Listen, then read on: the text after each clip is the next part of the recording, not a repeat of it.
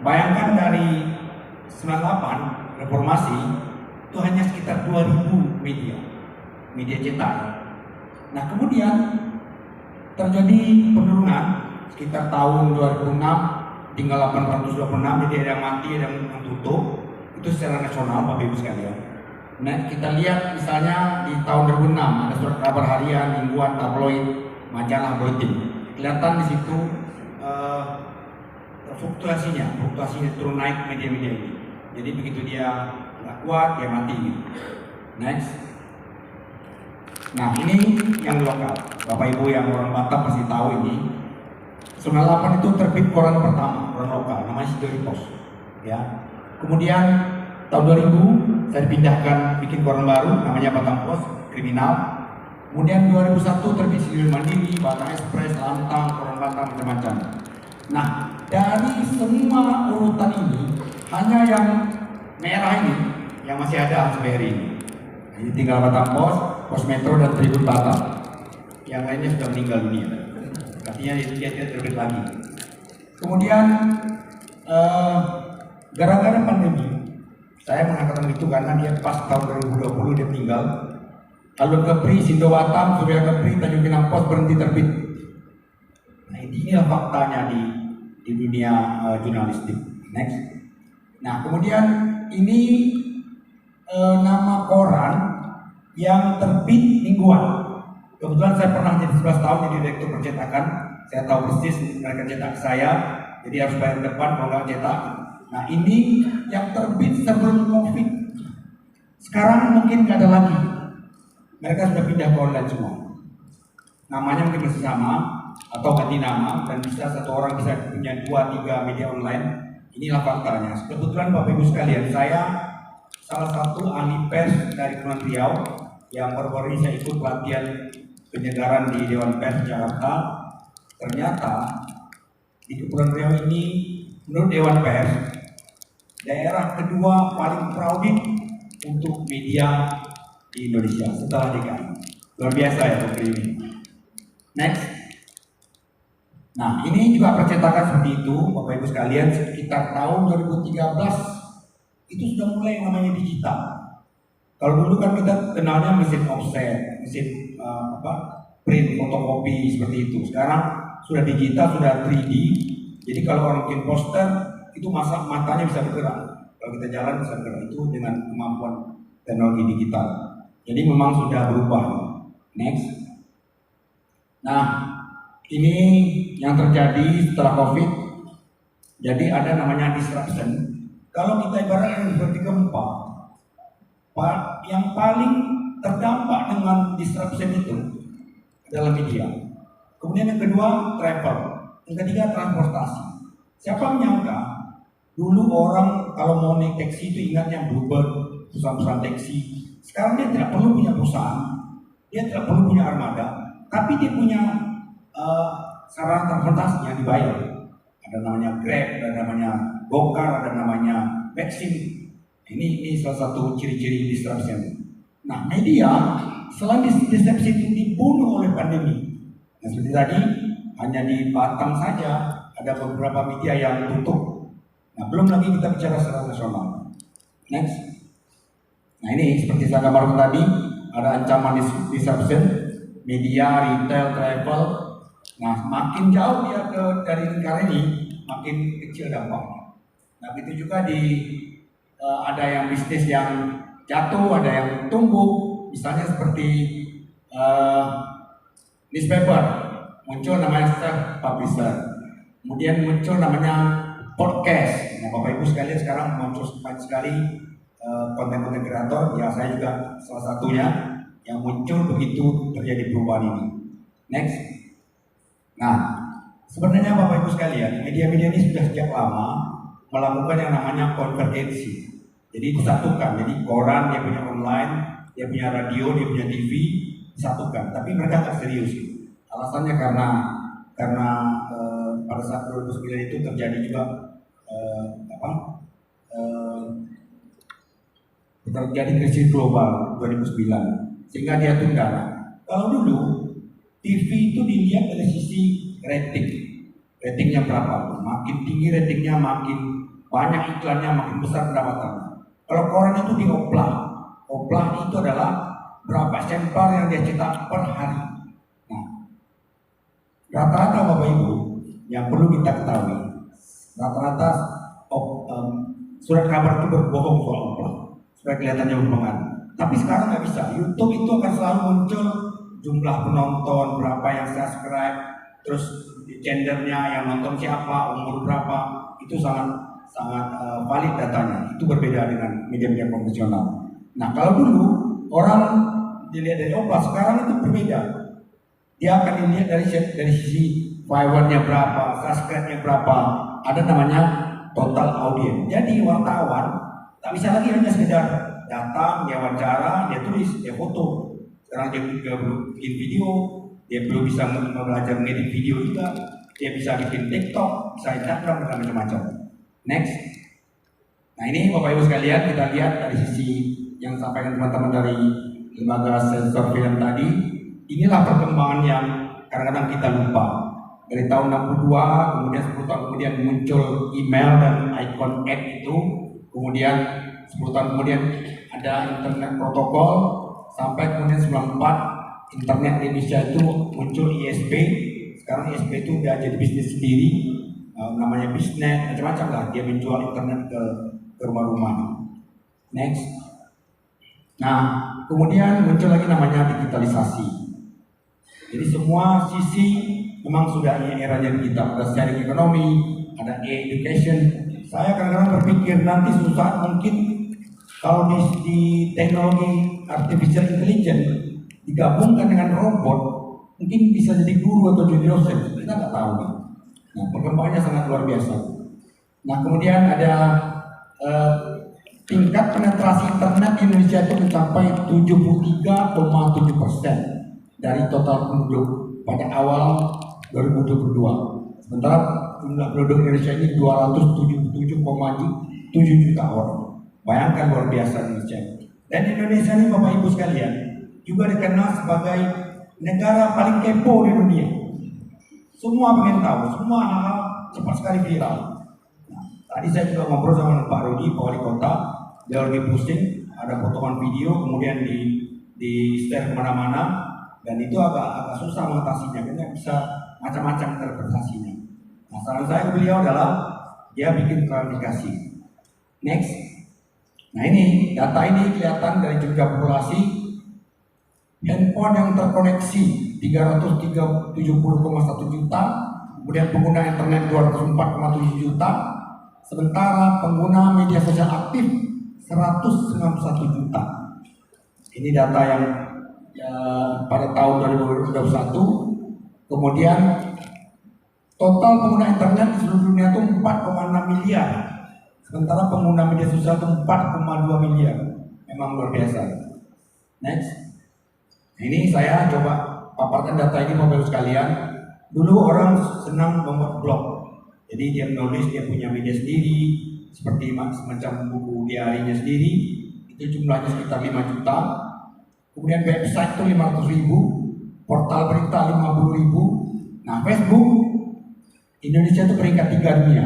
Ini data Januari 2022. Kemudian Instagram 99,9 juta, peringkat 4.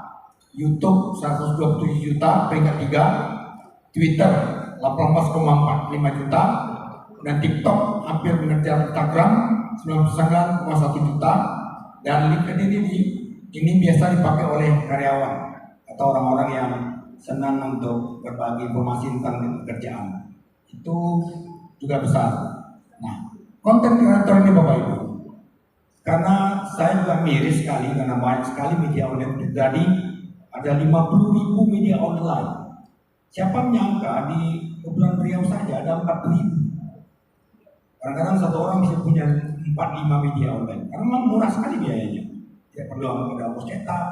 Nah, saya sebagai wartawan tentu saya prihatin.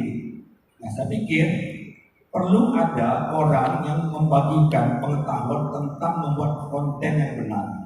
Nah, jadi saya dengan beberapa teman, ada yang pernah di Batam TV, ada yang pernah di media-media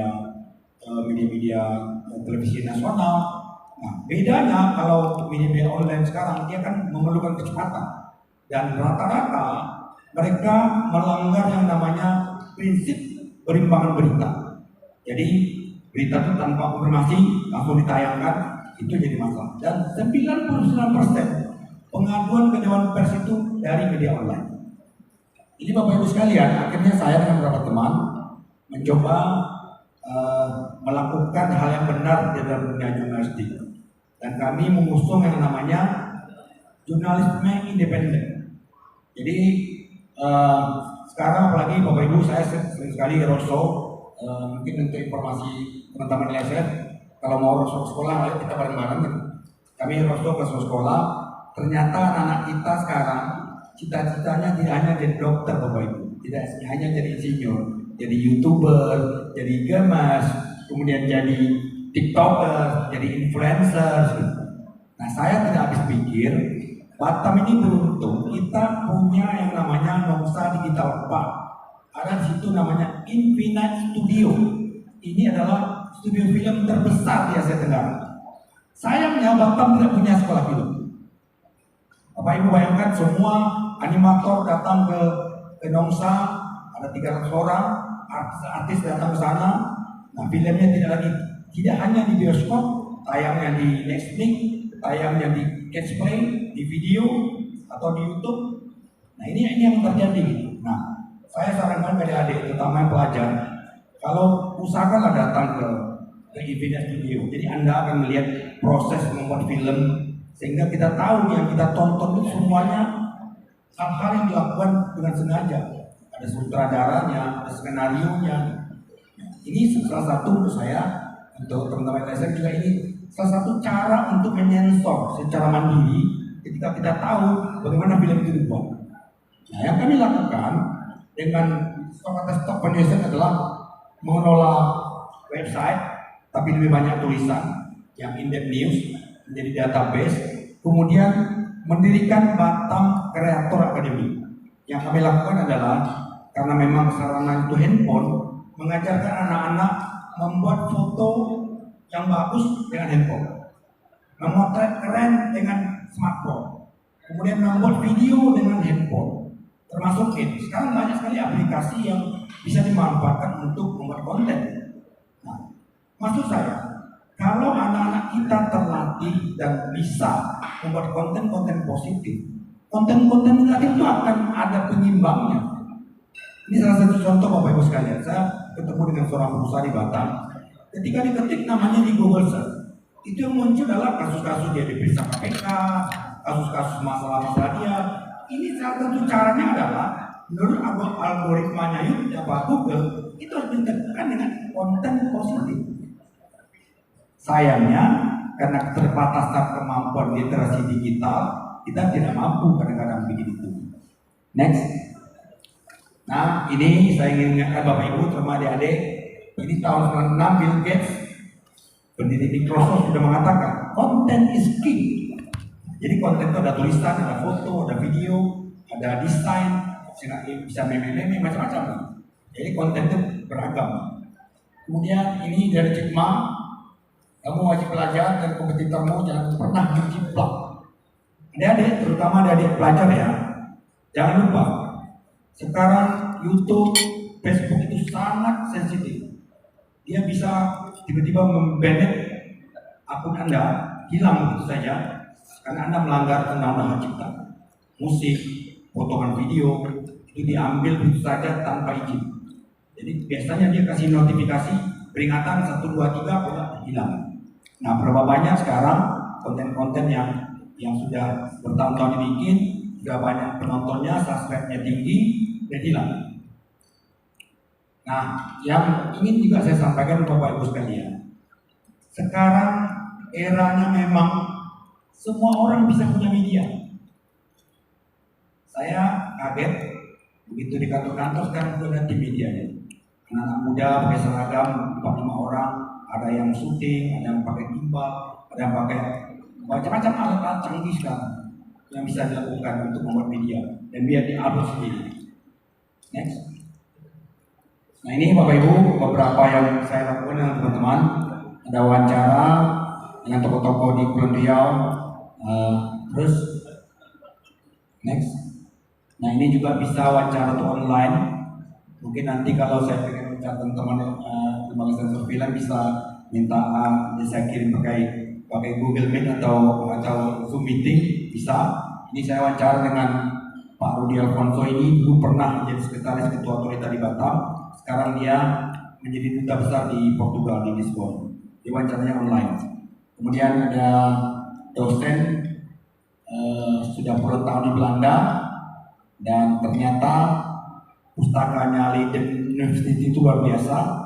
Dan sayangnya banyak orang Indonesia yang nggak tahu sejarah kita tuh banyak tersimpan di Belanda. Kemudian ada konten kreator juga yang saya pernah wawancarai secara online, pakar politik. Nah ini ada di SMA, saya ingatkan Anda juga sedang jadi sasaran para politisi sekarang. Mereka sudah punya datanya, ada 67.000 suara pemula di Kepulauan Riau.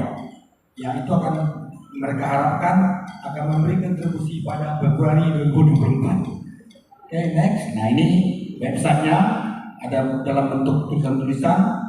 Termasuk kami menulis panjang tentang hoax. Berita-berita bohong ini Bapak Ibu sekalian bisa menyebar 6 kali lebih cepat melalui media sosial. Dulu sebenarnya sudah ada dalam bentuk surat kabar, tapi majalah, tapi kan tidak seperti sekarang pengaruhnya. Jadi berita bohong ini sudah dari dua ada. Cuman sekarang ada kerjaan-kerjaan baru yang dilakukan orang-orang untuk demi kepentingan uang. Jadi ada namanya uploader, ada namanya buzzer, itu banyak sekali. Nah, apalagi sekarang tahun politik, ya macam-macam yang muncul demi kepentingan sesaat. Nah ini kami juga melakukan yang namanya Batam Digital Camp. Inilah yang kami lakukan kerjasama dengan Dinas Pendidikan Kota Batam. Karena Bapak Ibu sekalian, di Batam ini, di Nomsa Digital Park, itu ada namanya Apple Academy. Kemudian ada IBM Cloud Academy. Nah, tapi sasarannya hanya mahasiswa ke atas. Dari SMA ke bawah itu kosong. Jadi tidak ada orang yang melatih anak-anak untuk menjelaskan bagaimana bikin konten yang baik dan benar. Ini yang kami lakukan. Jadi ada pelatihan menulis. Karena kelemahan fatal Indonesia ini sehingga muncullah namanya kurikulum merdeka adalah di 3 hal ini. 1 di literasi, kemudian desain, dan di matematik. Itu sebabnya Mas Menteri bikin kurikulum merdeka untuk memperbaiki.